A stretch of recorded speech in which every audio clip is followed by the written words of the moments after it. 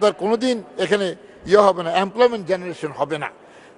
এখন আপনাদের রিপোর্ট বাংলাদেশ ব্যাংকের রিপোর্ট অনুযায়ী এখন কমার্শিয়াল ব্যাংকগুলোতে 1,36,100 কোটি টাকা আইডেল মানি আছে, অর্থাৎ কেউ নিচ্ছে না, ইনভেস্টমেন্ট কেউ টাকা নিচ্ছে না, 1,36,100 কোটি টাকা, এবং কোনো ইনভেস্টমেন্ট নাই, দেশীয় ইনভেস্টমেন্ট নাই। ফরগেট অ্যাবাউট এফডিআই, অত্যন্ত সামান্য। ওটা নিয়ে আমাদের কি করার আছে? তাহলে আপনি কাজ দিন কোত্থেকে? আপনার আনএমপ্লয়মেন্ট, আপনাদের বাংলাদেশ ব্যুরো অফ স্ট্যাটিস্টিক্স, যে বিবিএস, তার রিপোর্ট অনুযায়ী বাংলাদেশে শিক্ষিত বেকারের সংখ্যা অনেক বেশি, অনেক বেশি।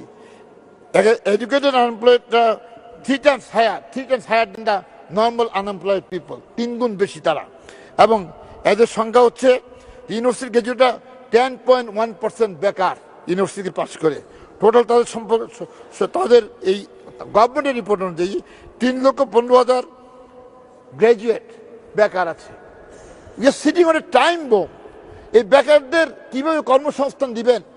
এবং আপনি যদি দেখেন যে ইউএস ইকোনমিতে তাদের লেবার ডিপার্টমেন্ট প্রতি মাসে একটা স্ট্যাটিস্টিক দেয় যে 2,07,000 লোকের চাকরি হয়েছে, 3 লক্ষ লোকের চাকরি হয়েছে।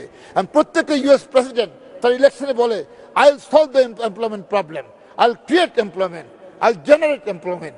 কিন্তু এখানে 3,15,000 আপনাদের হিসাব মতো, বিবিএস এর হিসাব মতো বেকার আছে, তাদের ব্যাপারে কোনো খবর নাই।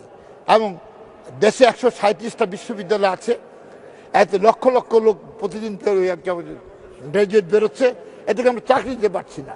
ইয়া sitting on a time bomb. এরা ইয়াবার দিকে যাচ্ছে, এরা মাদকাসক্ত হচ্ছে, এরা জঙ্গিবাদের দিকে যাচ্ছে। তো জঙ্গিবাদকে যদি কন্ট্রোল করতে হয়, এবং ইয়াবাকে যদি আপনি নিয়ন্ত্রণ করতে হয়, এবং আপনি যদি কি বলে অন্যান্য মাদককে যদি আপনি কন্ট্রোল করতে হয়, বিপদগামী তরুণদেরকে যদি সঠিক পথে আনতে হয়, হতাশাতে তারা এগুলো করছে, তাহলে আপনাকে চাকরির সংস্থান করতে হবে। এবং এটা হচ্ছে একটা দেশের এবং সরকারের প্রধান কাজ, টু ক্রিয়েট জবস এবং জবস। 1 দশক আগে আপনাদের বিবিএস হিসাবে 1 দশক আগে বছরে 13 লাখ কর্মসংস্থান বাড়ত, কিন্তু এখন এই বিবিএস রিপোর্ট অনুযায়ী মাত্র 9 লাখ কর্মসংস্থান হয় বছরে। অর্থাৎ 1 দশকে 13 লাখ হতো, এখন 9 লাখ হয়। তার মানে আপনি উন্নয়নের মহাসড়কে আছেন। আপনি কি উন্নয়নের মহাসড়কে আছেন, নাকি দুর্গতির মহাসড়কে আছেন, নাকি দুর্যোগের মহাসড়কে আছেন? সেটা বিবেচনার বিষয়। মাননীয় স্পিকার, জিডিপি গ্রোথ যেটা আছে, এটার সাথে কিন্তু কোরিলেশন আছে। আপনি কি বলে স্পিকার, আপনি অনেক পড়াশোনা করেছেন, এখানে অনেক বিজ্ঞ রাজনীতিবিদ আছেন। আমরা কিন্তু কি অর্থনীতিবিদ নয়, কিন্তু we can feel the pulse of the people. Growth রেটের সাথে এমপ্লয়মেন্ট জেনারেশনের একটা সম্পর্ক আছে। সত্যি যদি গ্রোথ রেট এত হয়, তাহলে কেন তো এমপ্লয়মেন্ট জেনারেশন হচ্ছে না? এটা আমার প্রশ্ন। এখানে আমরা বলছি 6.5% হচ্ছে, 7% হচ্ছে, কিন্তু ওয়ার্ল্ড ব্যাংক, IMF বা অন্যান্য গবেষণা সংস্থা দ্বিমত পোষণ করছে। স্ট্যাটিস্টিক্সগুলো সঠিক কিনা তাও আমরা কিছু জানি না। তাই কিন্তু বাস্তবে আমরা যখন দেখতে পাই খোলা চোখে, তখন দেখি যে গ্রোথ রেট বাড়ছে, কিন্তু মানুষের চাকরি হচ্ছে না। তাহলে আমরা কি বুঝবো? এই গ্রোথ রেটে তো people are not getting benefit out of this growth rate. On the contrary, আমরা দেখতেছি যে মিড লেভেলে ম্যানেজমেন্টে শ্রীলঙ্কা এবং ইন্ডিয়া থেকে এখানে গার্মেন্টস সেক্টরে, বিভিন্ন সেক্টরে চাকরি দেওয়া হয়, আমাদের ছেলেরা চাকরি পায় না। এবং প্রতি বছর 3 থেকে 5 বিলিয়ন ডলার তাই সেই টাকাটা বাইরে চলে যায়। এটা নিয়ে অর্থমন্ত্রীর কোনো চিন্তা নাই। এই 5 বিলিয়ন ডলার কীভাবে ঠেকাবেন? বিদেশিদের লোকদের কেন চাকরি দিব? আমাদের লোকদের তো আমরা ট্রেন আপ করে চাকরি দিতে পারি। তার কোনো পরিকল্পনা বা কর্মসূচি এই বাজেট বক্তৃতায় নাই। এটা হচ্ছে বাজেট অফ ক্যালামিটি। আমি বলবো not natural calamity, but man-made calamity. মাননীয় অর্থমন্ত্রীর তৈরি একটি দুর্যোগ আক্রান্ত বাজেট। এটা দুর্যোগের বাজেট। রং মেসেজ যাচ্ছে পিপলের কাছে। কিভাবে যাচ্ছে? ক্ষুদ্র আমানতকারী, তার 1 লক্ষ টাকা আছে, সে 1 লক্ষ টাকার উপর আপনি আবগারি শুল্ক বসেছেন। আবগারি শুল্ক মানে হচ্ছে সিন ট্যাক্স, অর্থাৎ মদের উপর, মাদক দ্রব্যের উপর, আবার টোবাকের উপর, অর্থাৎ ধূমপান যারা করে সিগারেটের উপর এই আবগারি শুল্ক বসানো হয়। এটা সিন ট্যাক্স মানে কি ডিসকারেজ করার জন্য করা হয়। তাহলে আপনি যে এটা বসিয়েছেন, এটা কি মানুষকে সঞ্চয় যাতে না করে, ব্যাংকে যাতে টাকা না রাখে, তার জন্য কি আপনি এটাকে ডিসকাস করার জন্য বসিয়েছেন? তাই তো মনে হয় আপনার কথাবার্তা, আপনার এই প্রস্তাব অনুযায়ী। আমি এটা অবিলম্বে প্রত্যাহার করতে হবে।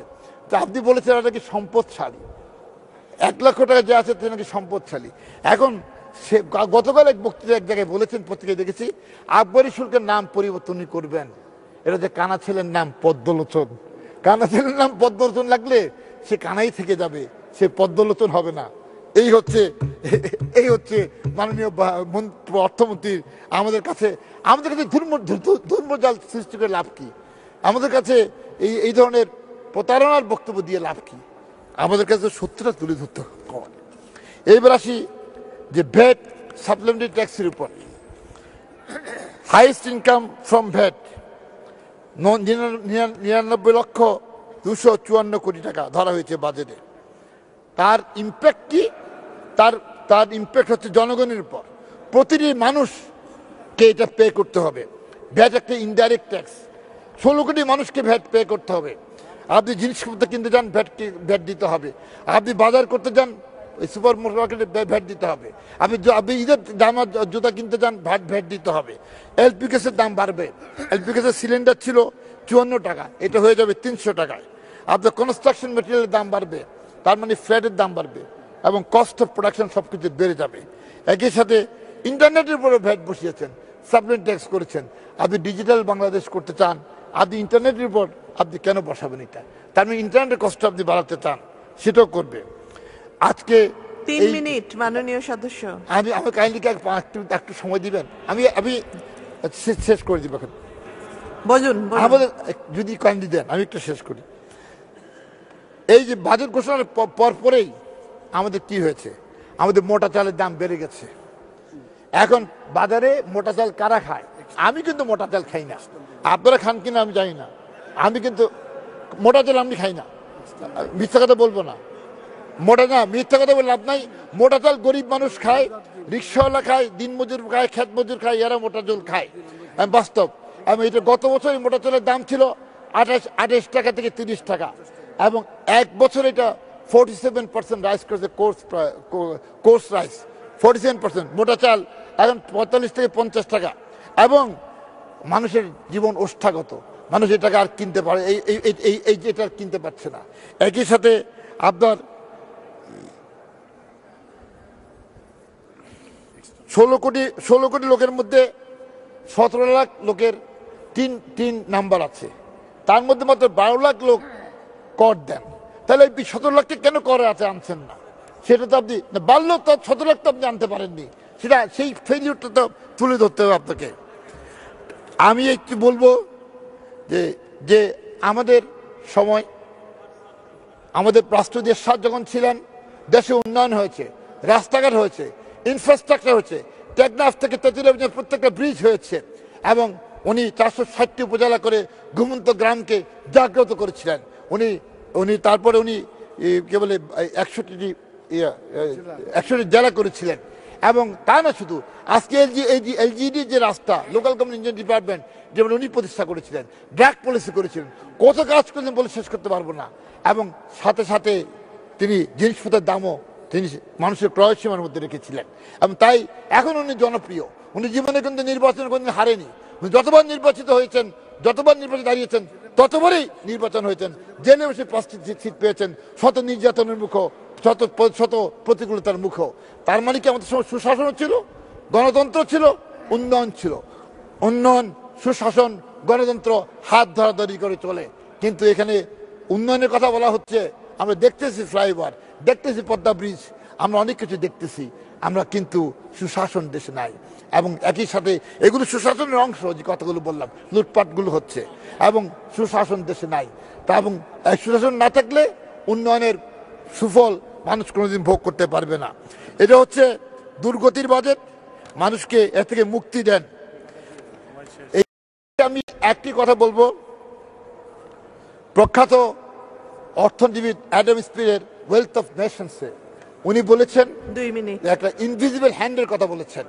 ইনভিজিবল হ্যান্ড হচ্ছে সরকার, এবং what is the responsibility of the invisible hand? তার দায়িত্ব হচ্ছে সাধারণ মানুষের কে তার জীবন ধারণ যাতে করতে পারে সুন্দরভাবে তার ব্যবস্থা করা। কিন্তু আমাদের দেশে আজকে অ্যাডাম স্মিথ বেঁচে নাই, ওয়েলথ অফ নেশনের ইনভিজিবল হ্যান্ড এখানে কি কাজ করছে? মানুষকে দুর্গতির দিকে ঠেলে দিচ্ছে, দুর্দশার দিকে ঠেলে দিচ্ছে, সংকটের দিকে ঠেলে দিচ্ছে। আমরা আমরা আমরা এই সংকট থেকে মুক্তি চাই। আমরা তাই মাননীয় অর্থমন্ত্রীর প্রতি আমরা অর্থমন্ত্রীর কাছে অনুরোধ করব, হয়েছে অনেক বছর তো বাজেট দিয়েছেন, আর কি দরকার? বিদায় নিন, আপনি মুক্তি দিন দেশের মানুষ, 16 কোটি মানুষকে। আপনি মন্ত্রিত্ব থেকে পদত্যাগ করুন, সসম্মানে পদত্যাগ করে চলে যান। আপনার আর কত হবে? অনেক বয়স হয়েছে, আপনি অশীতিবর মানুষ, আপনাকে শ্রদ্ধা করি। আপনি বিদায় নেন, বিদায় নিয়ে মানুষকে মুক্তি দেন, 16 কোটি মানুষকে মুক্তি দেন। আর অর্থমন্ত্রীর বিদায় চাচ্ছি, আমি আকুল আবেদন জানাচ্ছি যে সম্মানের সাথে যেন উনি পদত্যাগ করে উনি চলে যায়।